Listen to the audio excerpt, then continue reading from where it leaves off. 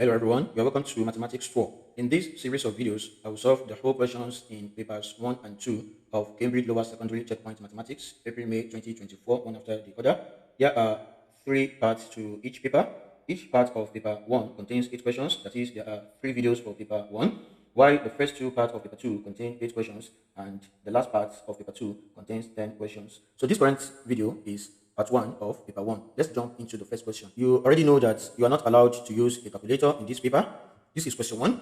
Yusuf thinks of a number and he adds 3. His answer is greater than or equal to -5 and less than 17. Write the correct inequality signs to complete the inequality. Starting with the number n, let's add 3 to it. That will be n add 3. So this n add 3 is greater than or equal to -5. So it's greater than or equals to -5. So you can call this 1. Okay. Then we have the second part. This n plus 3 is also less than 17. So we can call this 2. Then we need to combine these two inequalities together. Okay. So to get our answer. So we can only start from here. If n plus 3 is greater than or equals to -5, it implies that -5 is less than or equals to n plus 3, and finally n plus 3 is less than 17.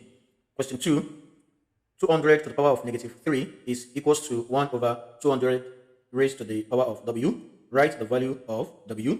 So here this is inequality.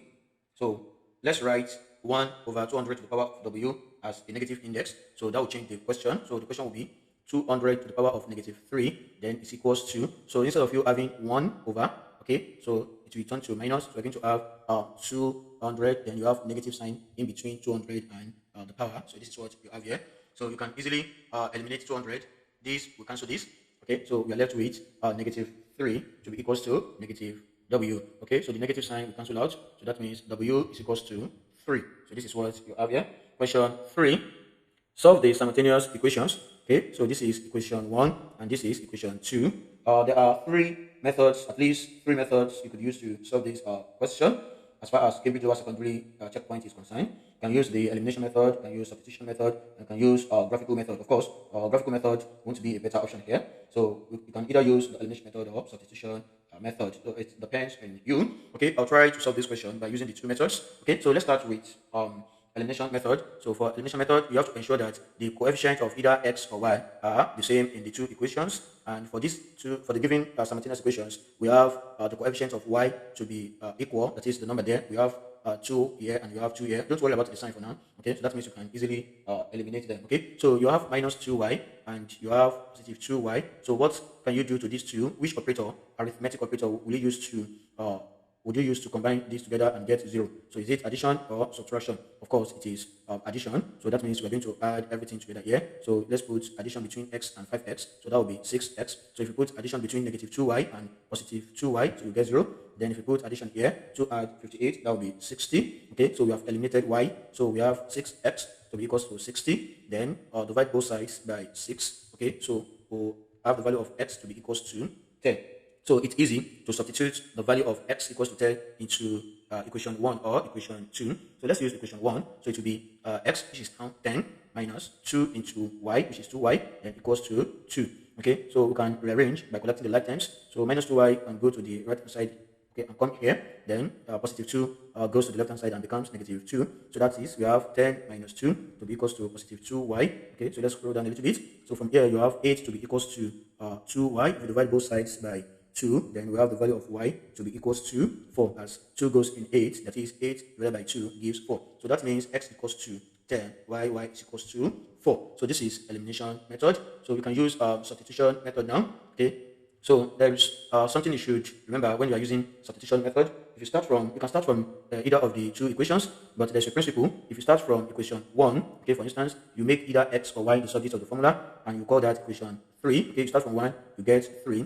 Okay, then there comes the substitution. Then you have to substitute 3 into 2. Okay, so if you start from 1, so if you start from 2, okay, so you make either x or y the subject of the formula, and you call that equation 3 again. Then you substitute 3 into 1. Okay, so you can start from any of the 2 equations, but it's good to always start from the easier one. Let's start from equation 1. Okay, so equation 1, we have x minus 2y to be equals to 2. So let's make x the subject of the formula. That is, we want x to stand alone. So that will give us x equals to 2 add 2y, because we need to bring negative 2y to this side. Okay, so we can call this equation 3. Okay, so don't forget, I started from equation 1. Okay, I started from equation 1, then I got equation 3. So I need to put equation 3 into equation 2. Okay, so let's write down equation 2. So equation 2 is 5x, okay, plus 2y equals to 58. Okay, so this is equation 2. Now, so to put equation 3 into 2, it means we have to, anywhere we see x, we put 2 plus 2y. Okay, so we have 5x, that will be 5 into x. So the value of x is 2 plus 2y. Okay, then close the bracket, plus 2y equals to 58. So this is where the substitution comes in. So let's expand this bracket. So this will be 5 times 2, that will be 10. Add 5 times 2y, that will be 10y. Add 2y equals to 58. Okay, so we can collect the like terms. So this and this add up to 12. Okay, so we have 10 add 12y equals to 58. So we can transfer or send positive 10 to the right hand side to make 58. So that will become negative 10. So you have positive 12 left by the left hand side equals to 58 then minus 10. Okay, so if you do this, you have 12y to be equals to 58 minus 10, that will be 48. So finally, you need to divide both sides by 12 to get the value of y. So that will be y to be equals to 48 over 12. Okay, and if you do this, you should get the value of y to be 4, as 12 goes in 48 4 times. That is 48 divided by 12 gives 4. Then you can now substitute the value of y, which is 4, into equation 3, because equation 3 is already set to calculate the value of x. So equation 3 is x is equals to 2 plus 2y. That is where we made x the subject of the formula. Then you can now substitute the value of y to be equals to 4. So we have x to be equals to 2 plus 2 into y. Y is 4. Then we have 2 plus 2 multiplied by 4. That will be 8. 2 add 8. That will be 10. So x equals to 10 and y equals to 4. So mind you, you could decide to substitute the value of y equals to 4 into other equations, that is equations 1 and 2. So it is not compulsory to substitute the value of y equals to 4 into equation 3. But in equation 3, x is already the subject of the formula. So it's easier to get the value of x, as x is already the subject of the formula. So let's go to the next question. Question 4. Find the exterior angle of a regular 10-sided polygon. So for a regular polygon, all the sides and the angles are equal. So the interior and the exterior angle add up to 180 degrees. So let me show you. Let's say you have parts of a regular polygon. Okay, so you have something like this. This is the interior angle, and this will be the exterior angle. Okay, so you may want to add more sides. Okay, so it doesn't really matter. So we're only interested in the interior and the exterior angle. So this is the interior angle, and this is the exterior angle. So the interior angle and the exterior angle are both on a straight line. As you already know that angles on a straight line add up to 180 degrees. So that is one fact you should know about a regular polygon when it comes to the interior and the exterior angles. Also, the sum of the exterior angles add up to 360 degrees, irrespective of the number of the exterior angles. So you have another one to be here, you have another one to be here, you have another one to be here, so you have another one to be here, you have another one to be here for this regular polygon. Okay, so all the exterior angles will form a full circle. Okay, if you move from that point back to the same point, you see that you have a full circle. So that means the sum of the exterior angle of any regular polygon is 360 degrees. Okay, so what we can do here is to get the value of one exterior angle. Okay, so we know that n is equals to 10 for this particular 10-sided polygon, regular polygon. Okay, so we can calculate the value of one exterior angle. So the value of one exterior angle will be sum of the exterior angles, which is 360 degrees, divided by the number of sides, which is n, and it is 10 here. Okay, so it means one exterior angle, okay, will be equals to 36 degrees, as the last zero will cancel the last zero here. Okay, so that is one exterior angle of a regular polygon, one exterior angle of a regular 10-sided polygon, one exterior angle of a regular 10-sided polygon. So this is very straightforward. So let's go to the next question. That should be question 5. Here is a sequence of calculations. We have 1 multiplied by 7 minus 2 multiplied by 1 equals to 5. 3 multiplied by 8 minus 4 multiplied by 2 equals to 16. 5 multiplied by 9 minus 16 times 3 equals to 27. 7 multiplied by 10 minus 8 times 4 equals to 38. 9 times 11 minus 10 times 5 equals to 49. So complete the next calculation in this sequence. You may want to look into this by using different methods. Okay, so the first one is to consider the patterns. Okay, and the second one will be to check the output, that is 5, 16, 27, 38, and 49. Okay, but it's better to check the pattern because we need to fill in the spaces here. Okay, so let's look into the first one. So 1 multiplied by 7. So this will give you 7. Then 2 multiplied by 1. So that will be 2. 7 minus 2. You have 5. So you have to follow BODMAS. So the same thing. 8 multiplied by 3. That is 24. So 4 multiplied by 2. That is 8. So 28 minus 8. So that will give us, sorry, 24. 3 times 8 is 24 rather. Okay, so we're going to have 24 minus 4 times 2, 8. So this will give us 16. So then write it so that you forget the first one is 7 minus 2. So we have 5. So the third one will be 5 times 9. We have 45 minus 6 times 3. That is 18. Okay, so if you do 45, okay, minus 18, so you should get 27. Okay, then you have 7 multiplied by 10, that is 70. So you have 70, then minus 8 times 4, that's 32. So this will give you 38. Okay, then 9 times 11, you have 99. Okay, then minus 50. Okay, so this will give you 49. So if you study this pattern, okay, so definitely, so the next one will be 11, because you see when you have the numbers here 1, okay, 3, 5, 7, 9. You can see the numbers we have here. Okay, so you skip 1, you go to the next one. Okay, so you have 1, then you skip 1. So you skip 2, you go to 3. Skip 4, you go to 5. Skip 6, you go to 7. So skip 8, you go to 8. Skip 8, you go to 9. Then skip 10, you go to 11. Okay, so that is one way. Or they simply say you have odd numbers 1, 3, 5, 7, 9, 11, 13, 14, and so on and so forth. Okay, then here you have 7, you have 8, 9, 10, 11. You can see that this follows a pattern here, right? So this will surely be 12. Okay, we follow that pattern 7, 8, 9, 10, 11. So the next one will be 12. Okay, so if you follow the same thing here, you have 2, 4, 6, 8, 10. So you have even numbers. Okay, minus. So the next one will be 12. Okay, and here you have 1, 2, 3, 4, 5. So the next one will be 6. Okay, so if you look at it like that, so 11 times 12. So that should give you 132 minus 12 times 6. So that will give you 72. So 132 minus 72. So that will give you 60.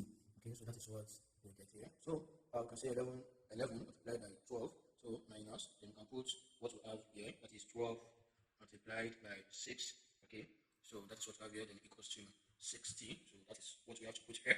And if you want to check the answer again, so you can see between these you have 11. Between this and this you have 11. That's the difference. This and this 11.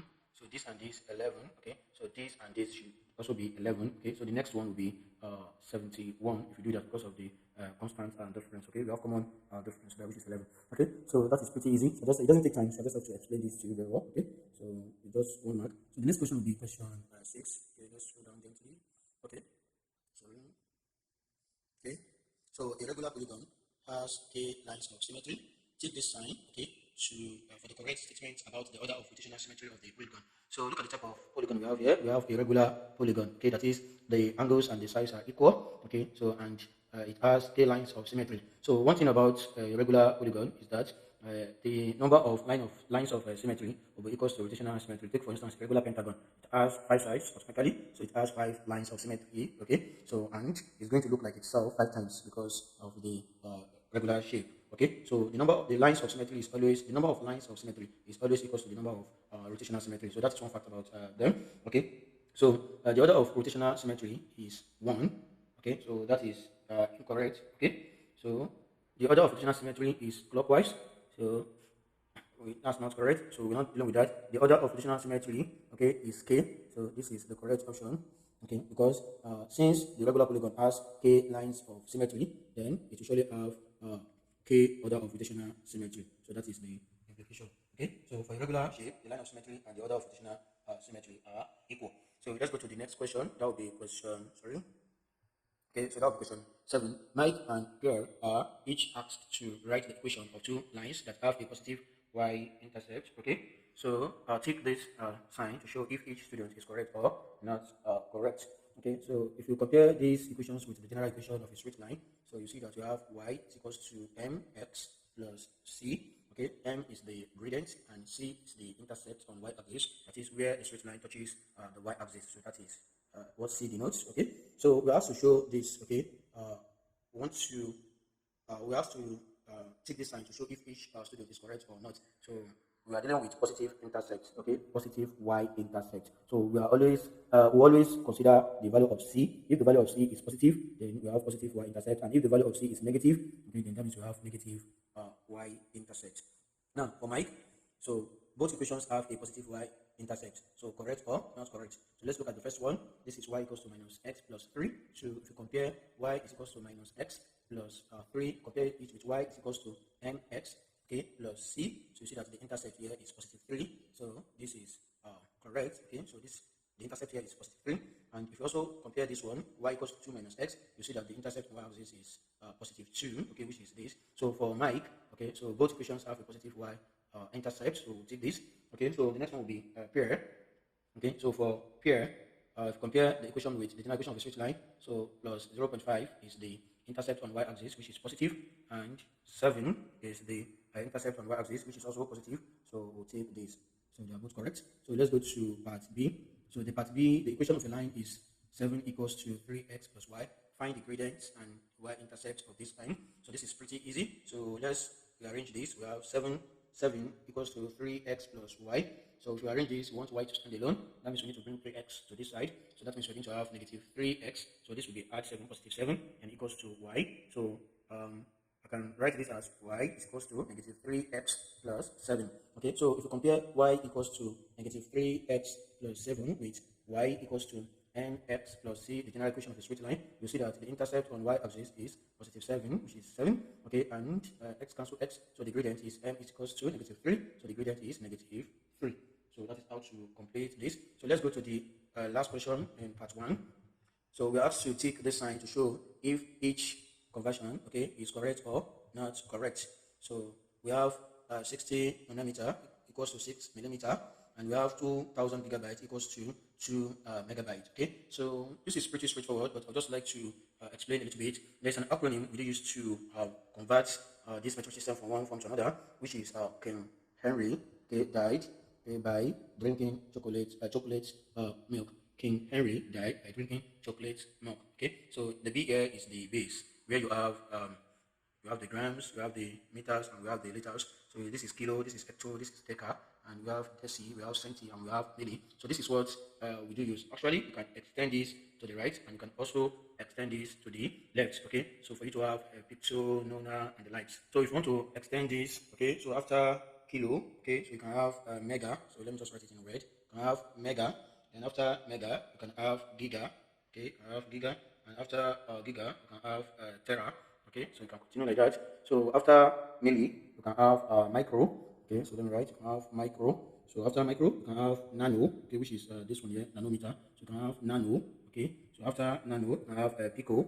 Okay, so after pico, okay, let's just stop there. Okay, so add 3 to the right and 3 to the left. Okay, so for this, you need to understand. You already understand from kilo to milli. Okay, so here the difference here is just 3 steps. Okay, so for this one from kilo to milli, okay, you just count a step. Okay, count a step in that direction. So maybe from the base to the right like this, you count a step. You have a step between them. That is 10, difference of 10, 10, 10, 10, 10. So that is a step. So and if you want to go from the base to the left hand side here, so we also take a step because you have 10 in between them. Okay, so we just have multiple of 10 rather. So sorry, not difference of 10, multiples of 10. Okay, so but here from milli to micro, so you have to take 3 steps. Okay, so because you have multiples of 1000. Okay, so this will be the first one here will be 10 to the power of 6. Okay, but this one is already milli is 10 to the power of negative 3. That is milli.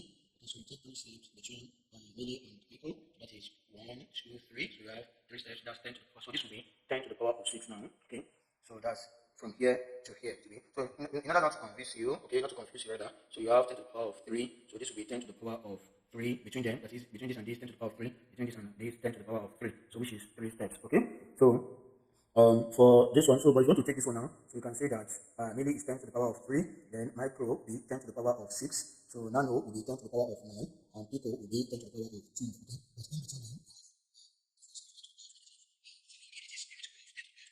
But in between them, okay, so the same thing if you go from here, kilo is 10 to the power of 3, so in between this and this, we have 10 to the power of 3, so we have 3 steps, so between this and this, we have 10 to the power of 3, okay, and also here, we have 10 to the power of 3, so that means 6, okay, and giga will be 10 to the power of 9, and tera will be 10 to the power of 12, okay, so just like the way you extended from milli to pico here, okay, and from the way you extended from kilo to tera here, so they are very similar, okay. So anyone you want to use now, you just pick the base. Take for instance now, if you're using the meter, so you have meter, you have decimeter, you have centimeter, you have millimeter, you have micrometer, we have nanometer, and we have picometer, okay. And if you want to go from here, we have kilometer, megameter, gigameter, and terameter, okay. So you can always go like that. So let's make sure this one.